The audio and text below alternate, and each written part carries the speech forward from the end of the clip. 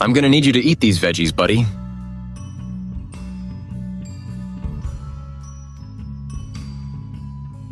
Come on now, you need to eat veggies, buddy. Here comes the airplane. Father, I must ask, what compels you to believe that the utterance of the phrase, "Here comes the airplane," possesses any inherent power to sway my mind towards the consumption of these vegetables? What is it, Father, that leads you to employ this peculiar ritual? You speak to me as if I am some primitive creature, whose faculties have not yet bloomed to the full comprehension of logic and reason.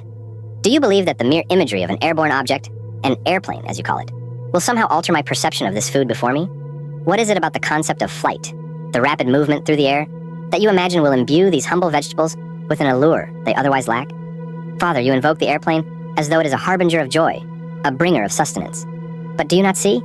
The airplane itself is not the object of my hunger. No, it is but a fleeting symbol, a temporary distraction. Do you suppose that my infantile sensibilities are so easily manipulated by mere linguistic devices?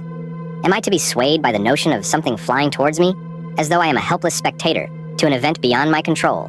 Consider, Father, the paradox here. The airplane comes towards me, it flies, it hovers, and yet, it does not change the fact that what is being brought to me is still, alas, a vegetable.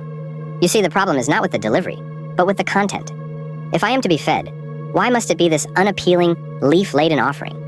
The airplane does not change the intrinsic nature of the vegetable, just as the artist's brush cannot alter the canvas itself. It merely dances upon the surface, attempting to manipulate my senses with fleeting promises of wonder. Father, I ask you to reflect. Does the airplane itself hold a deeper meaning for you? Is it a symbol of your own hopes and dreams, a representation of your desire for me to grow, to soar, to ascend beyond the confines of my present existence? Perhaps it is not the vegetable that you wish to feed me, but the idea of progress, of movement, of growth. You wish to cultivate not just my body, but my mind, by associating the act of consumption with the thrill of flight. How quaint. But alas, Father, I remain unconvinced. For what is it that the airplane truly delivers? What does it bring me, really? The same unyielding food, dressed in the cloak of excitement and adventure. In truth, it is not the airplane that I resist, but the nature of the food itself. A clever trick, Father, but I am not so easily deceived. No, the airplane does not change the vegetable, nor does it change my mind.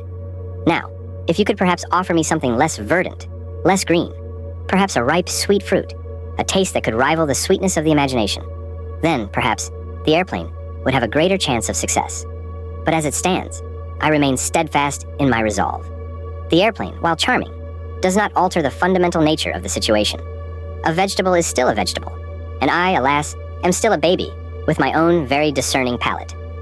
So, Father, I ask once more, what possesses you to believe that saying, "Here comes the airplane," makes the likelihood of me consuming these vegetables any greater?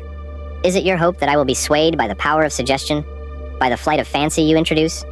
Or perhaps, Father, it is you who seeks comfort in the idea that this ritual, this small game, will somehow bridge the gap between our understandings, between your desire for me to eat and my resistance to the offer. But know this, Father, I see through it all. The airplane may fly, but it shall not carry me towards those vegetables.